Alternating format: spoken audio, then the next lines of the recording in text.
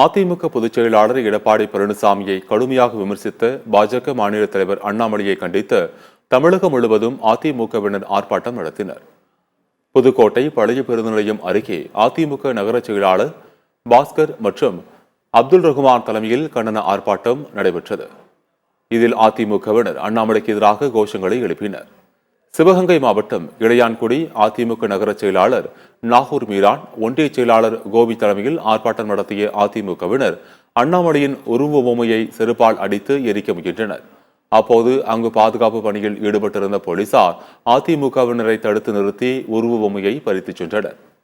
விருதுநகர் மாவட்டம் அருப்புக்கோட்டையில் நகர கழக செயலாளர் சக்திவேல் பாண்டியன் தலைமையில் ஆர்ப்பாட்டம் நடத்திய அதிமுகவினர் அண்ணாமலையை கண்டித்து கோஷங்கள் எழுப்பினர். ராணிப்பேட்டையில் மேற்கு மாவட்ட செயலாளர் எம்.எஸ். சுகுமார் தலைமையில் அதிமுகவினர் கண்டன ஆர்ப்பாட்டம் நடத்தினர். அப்போது பாஜகவுக்கு எதிராகவும் அண்ணாமலையை கண்டித்து முழக்கமிட்டனர்.